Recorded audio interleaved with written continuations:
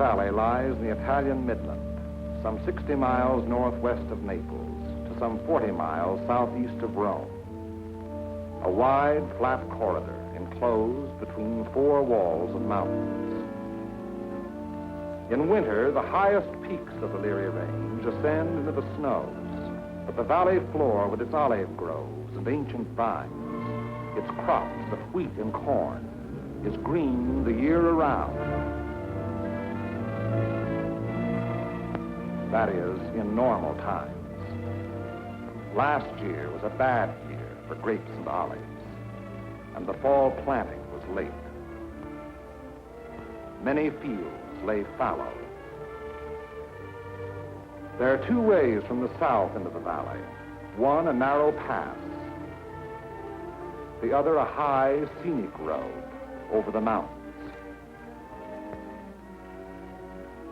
They converge before the site of the ancient village of San Pietro,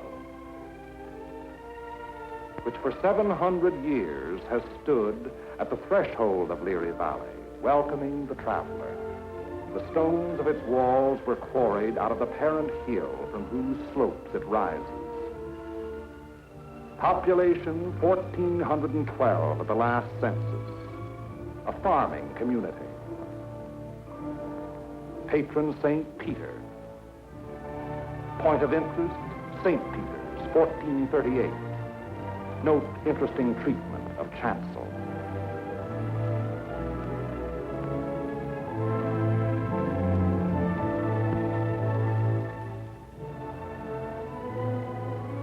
As St. Peter's was erected by those who were to worship there, so each original dwelling was built by the ones who were to live there. And this practice has endured down through the centuries. The Italian peasant is a born mason. He cuts and lays and mortars in the stone with great skill and patience, building not for himself alone, but for future generations. From the end of October 1943 until the middle of December, San Pietro and the surrounding ground was the scene of some of the bitterest fighting on our Fifth Army front. The Italian campaign had entered its second phase, the push forward again after a static period brought on by heavy seasonal rains. Our battle lines were haphazard as the terrain itself, with its flood-swollen rivers that twisted back and forth across our line of march, so that each river seemed like five, and where there was no river to cross, a mountain blocked our going. Each peak ahead being a few meters higher than the last we had won, so that each new peak had to be fought for the hard uphill way, with the enemy looking down our throats. They had had time to fortify and camouflage their positions. No amount of artillery fire or aerial bombardment could force them to withdraw. That was for the infantry to do, employing those weapons to confine and destroy life in narrow trenches, caves, and fighting holes. It was up to the man with the rifle, the man under fire from all weapons, the man whose way all our weapons, land, air, and sea, serve only to prepare. It was up to the foot soldier to attack a hidden enemy over ground that was sown with mines, the anti-personnel S-mines that fly up at a football to explode beneath the groin. Nowhere along the entire front were enemy preparations more elaborate than in the San Pietro area. For San Pietro stands at the threshold of Liri Valley, and through Liri Valley, wide and level, runs the most highly prized length of road south of Rome. By early December, we had taken and were holding high ground of the northeast, east, and south of San Pietro, the Camino Maggiore hill mass being last to fall. Italian troops under Allied command had made a vain attempt to capture Mount Lungo, possession of which would have acted greatly to our benefit in the impending action. But so excessive were the losses on Mount Lungo that further operations against its strategic heights were deemed unwarranted.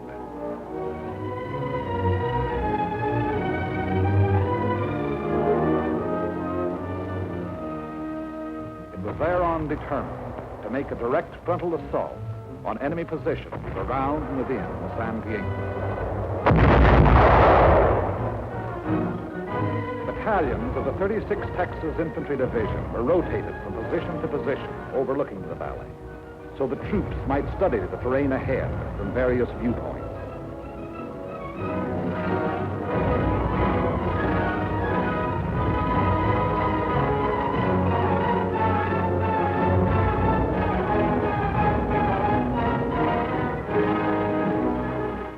Patrol activity was continuous.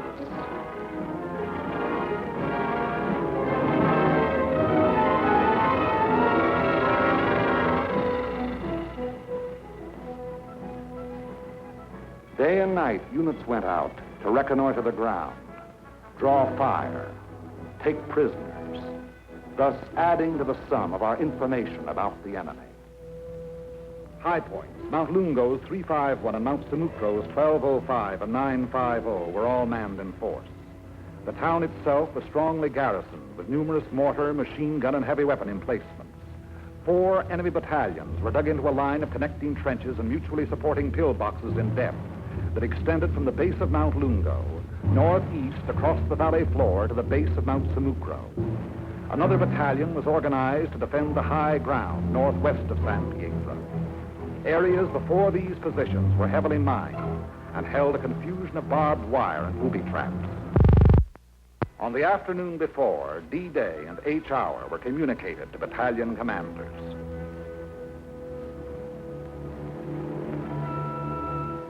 December 8th, at 0620 hours, the 1st Battalion of the 143rd Infantry Regiment to attack the summit of 1205, having moved up the mountain under cover of darkness, and upon achieving its objective to attack along the ridge to a point northwest of San Pietro.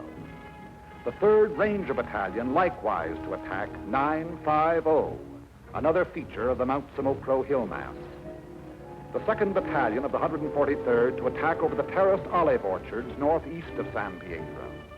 The 3rd Battalion acting in support to follow the 2nd at 400 yards. Of the original force to establish the beachhead at Salerno, the 143rd had since spent all but a fortnight in action under extremely bitter weather conditions. At Salerno, at the Volturno crossing, it had taken mortal punishment. The task ahead promised no less bloodshed, yet it was undertaken in good spirits and high confidence. The 1st Battalion began the long, rugged climb up Mount Sammucro.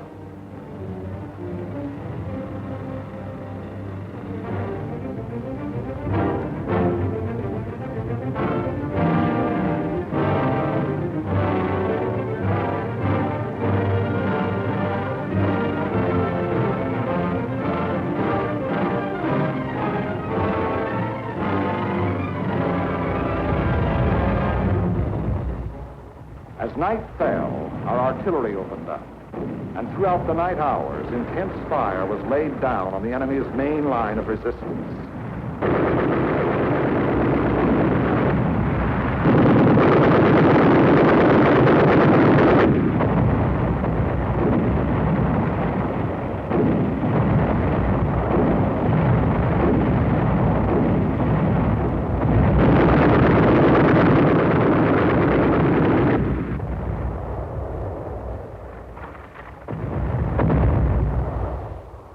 It had rained most of the night, and it was raining at H-Hour when the 2nd and 3rd Battalions crossed the line of departure.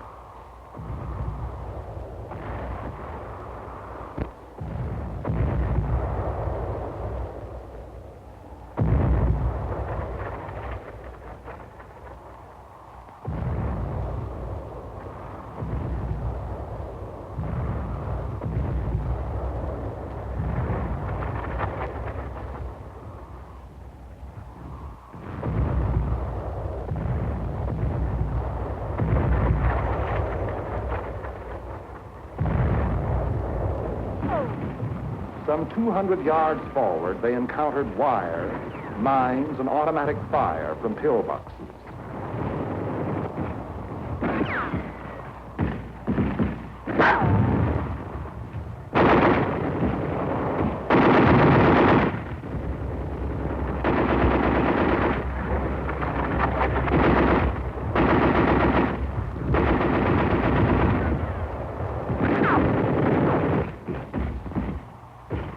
mortar and artillery were deadly accurate by reason of excellent enemy observation from Mount Lungo, overlooking our advance, which continued another 200 to 400 yards.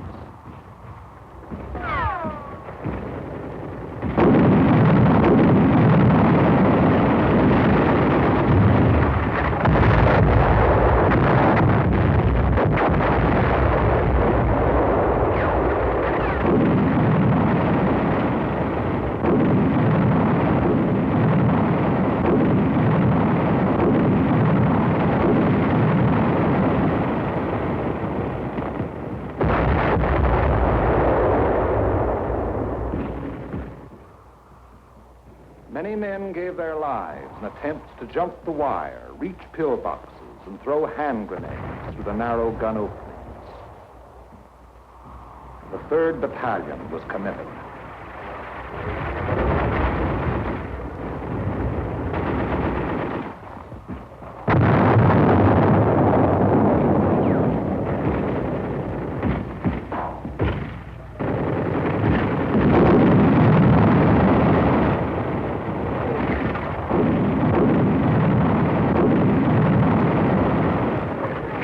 The advance never got more than 600 yards past the line of departure. Our initial assault on San Pietro had been repulsed with heavy casualties.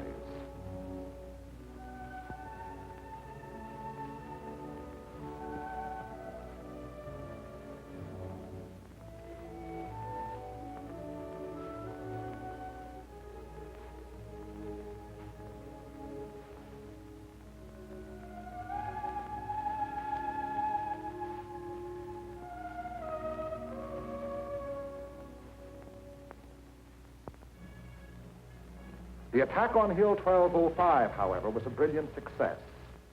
Leading elements of the 1st Battalion had gained the summit of the objective before a strongly entrenched enemy knew that an assault was in progress.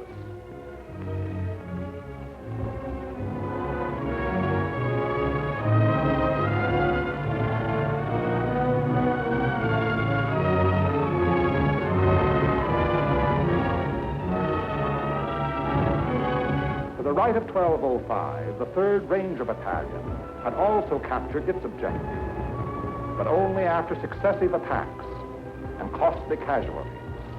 For on Hill 950, the enemy was not taken unaware. Counterattacks were to be expected on both 1205 and 950. They were not long developing.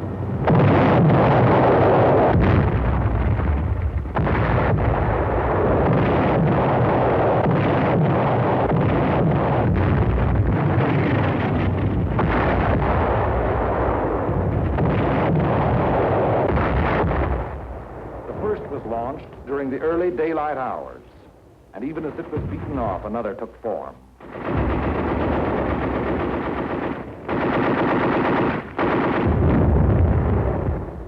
Day and night they followed in unremitting violence.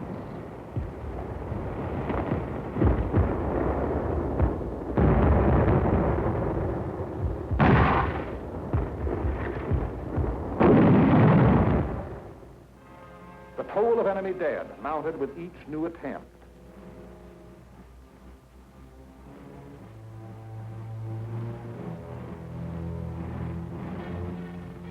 But German prisoners captured on 1205 and 950 said that they had been ordered to retake those positions at all costs.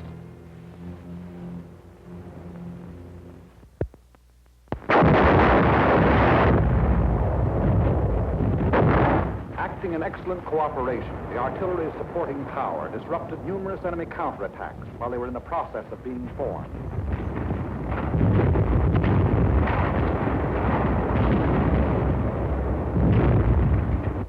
In addition to defending Hill 1205, the 1st Battalion, obedient to the field order, undertook the reduction of enemy defenses which were organized along the ridge running west.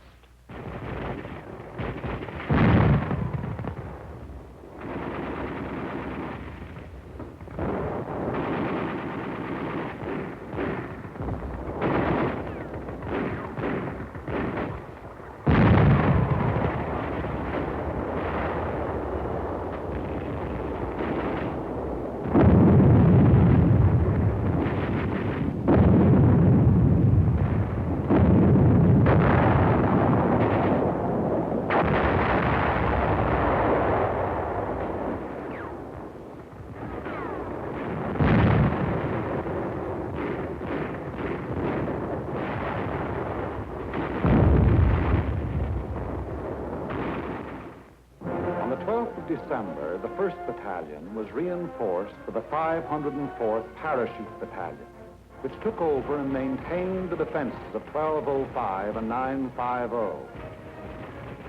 thereby enabling the 1st Battalion to throw its entire remaining strength into the assault along the ridge.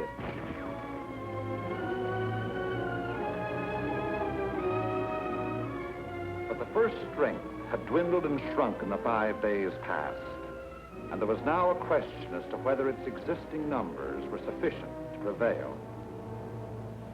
Reports during the night of the 14th of December stated that the enemy was offering bitter resistance and that the issue was in grave doubt.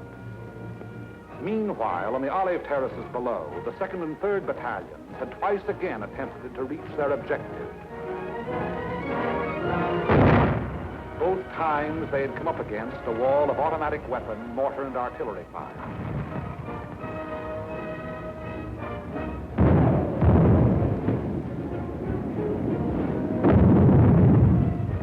Volunteer patrols made desperate attempts to reach enemy positions and reduce strong points.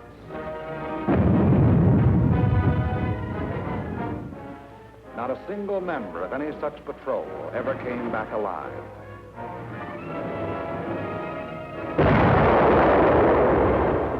Our attacking forces were furnished excellent aerial cover by Allied fighter patrols. But now and then, enemy planes were able to slip through and to bomb and strafe our position, which to all purposes had remained unchanged since the first day. To break the deadlock, orders were given for a coordinated divisional attack. The 2nd and 3rd Battalions of the 143rd to proceed in the execution of the original orders. Acting in conjunction, Company A of the 753rd Tank Battalion to attack San Pietro from the east over the high road. 1 battalion of the 141st to attack over the flat valley floor. After nightfall on D-Day, the 142nd Infantry Regiment to attack the heights of Mount Lungo. In preparation for the attack, all 5th Army artillery within range, including tanks and all tracks, was directed against San Pietro and the surrounding area.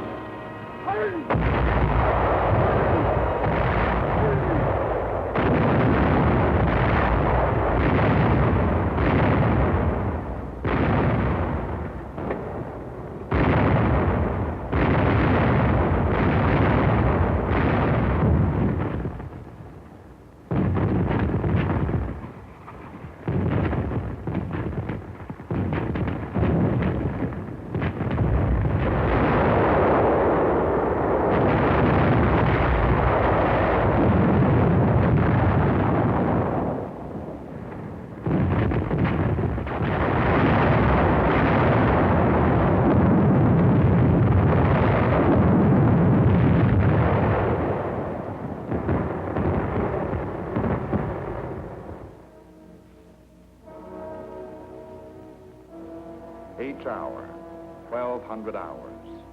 D-Day, the 15th of December. The 141st Infantry advanced some 400 yards from its line of departure, to be borne down and held powerless under the weight of enemy fire. The 2nd and 3rd Battalions of the 143rd advanced some 100 yards beyond their former positions to a point almost directly before forward enemy defenses. And for the 3rd time, they were forced to take such cover as the quaking earth could offer. And the tanks. Orders were for them to enter the town and to locate and destroy the heavy weapons there, which were leveled against our attacking foot soldiers.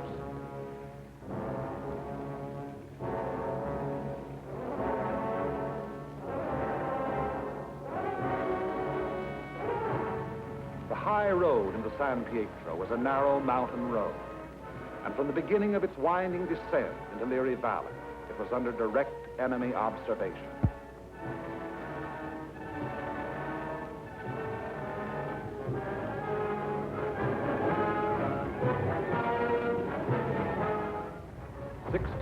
tanks started down that road.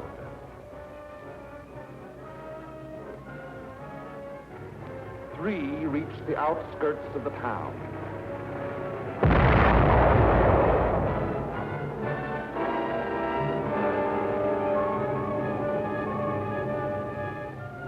Of these, 2 were destroyed, and 1 was missing. 5 tanks were immobilized behind enemy lines, their crews having to abandon them. 5 tanks hit mines within our lines, were thereupon destroyed by enemy gunfire.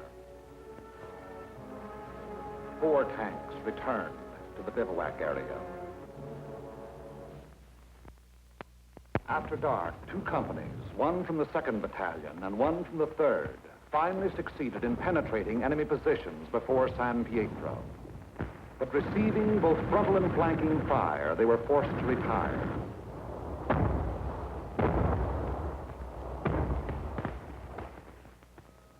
Company E having been reduced in strength to 8 riflemen, and Company L faring little better.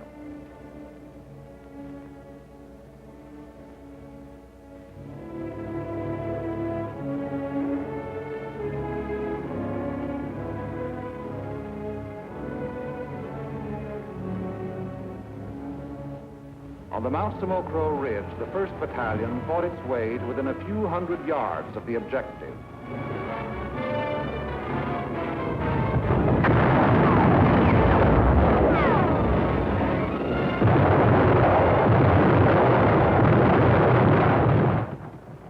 But it had paid for ground gained at the rate of a man a yard, and it did not have strength to carry the fight any further forward.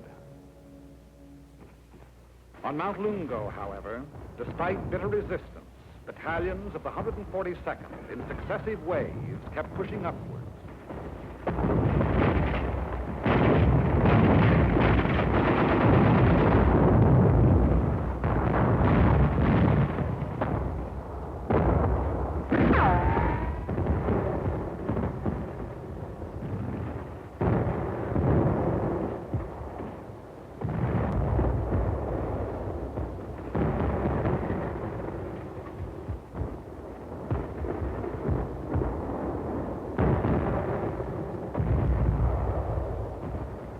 Until in the early daylight hours of the 16th of December, its foot soldiers had gained the summit and were wiping up what remained of a stubborn enemy.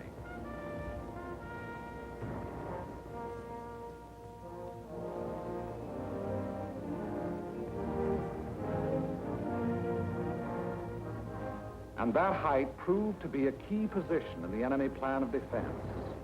For even as Mount Lungo fell, the enemy throughout the San Pietro area made preparations to withdraw.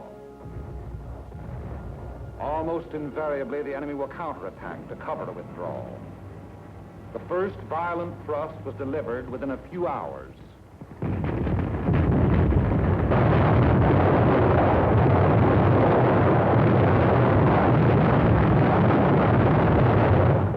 And thereafter, counterattacks came in waves, the roar of the last mingling with the rush and fury of the next to break.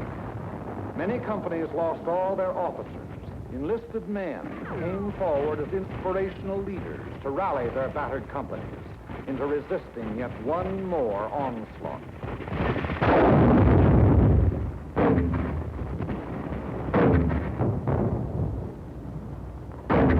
Our own artillery was brought to fall within 100 yards of our front line elements.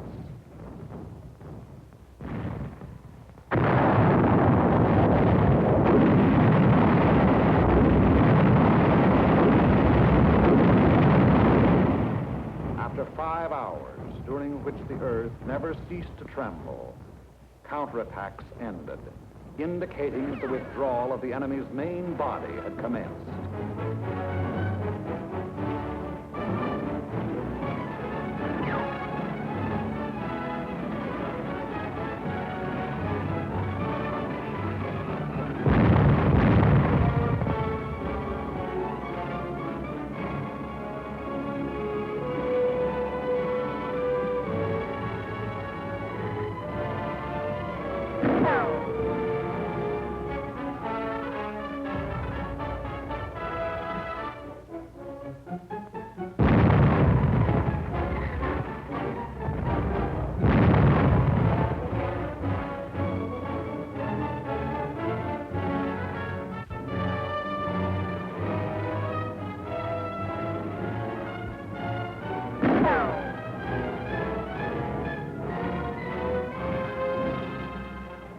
an effort to maintain contact, our patrols immediately pushed ahead.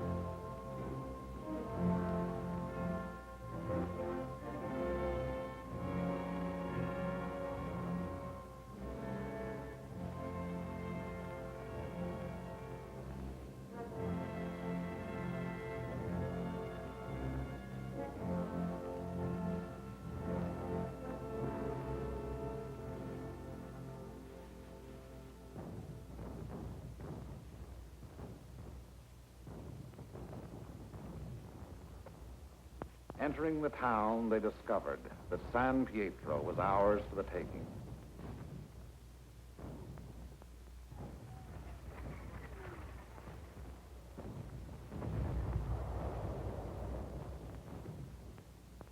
The 2nd and 3rd battalions, less than a rifle company in strength, weary to death who were alive, stumbled forward past San Pietro to consolidate gains and reestablish contact with the enemy, now taking up new positions some 5 kilometers beyond. That is the broad shape of the Battle of San Pietro, which was but the first of many battles in Liri Valley. It was a very costly battle. After the battle, the 143rd Infantry Regiment alone required 1,100 replacements.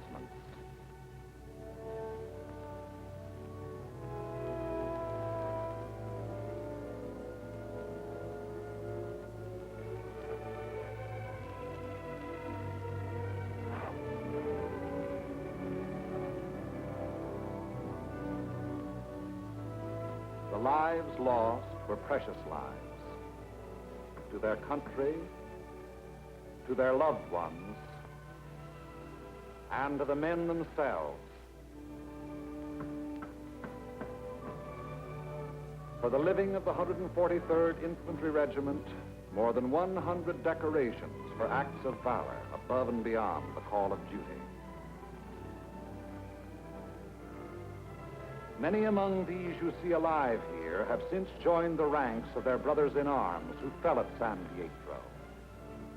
For ahead lay San Vittore and the Rapido River and Cassino, and beyond Cassino, more rivers and more mountains and more towns, more San Pietros, greater or lesser, 1,000 more.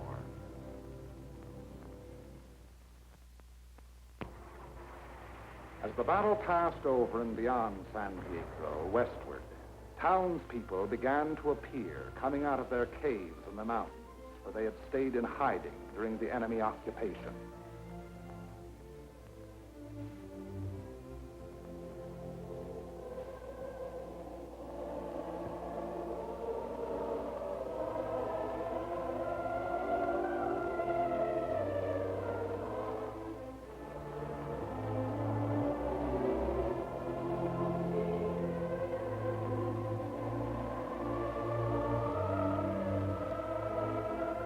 They were mostly old people and children.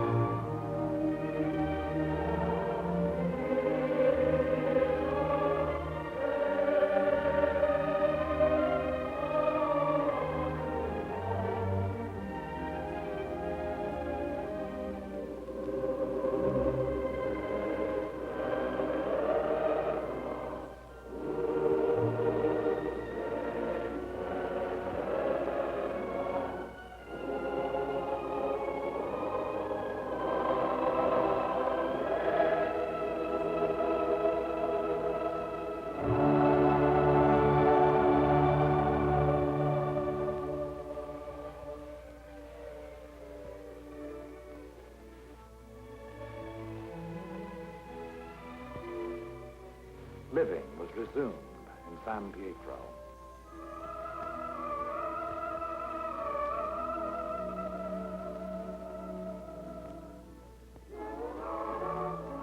Children are able to forget quickly. Yesterday they wept. Today there are smiles and even laughter. Tomorrow it will be as though the bad things had never happened.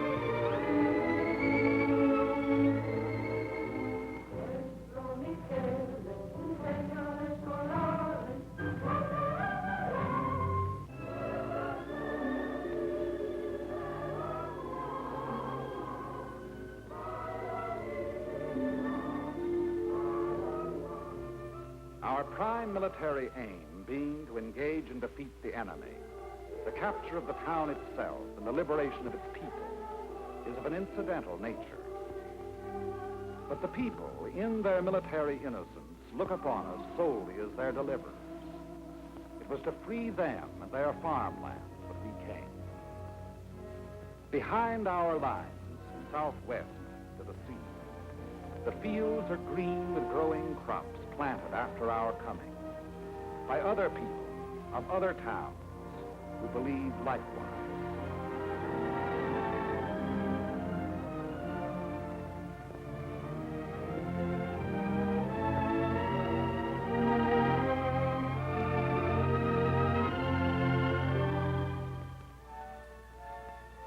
The new won earth at San Pietro was plowed and sown.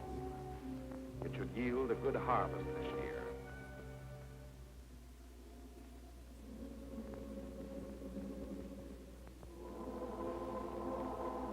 And the people prayed to their patron saint to intercede with God in behalf of those who came and delivered them and passed on to the north with the passing battle.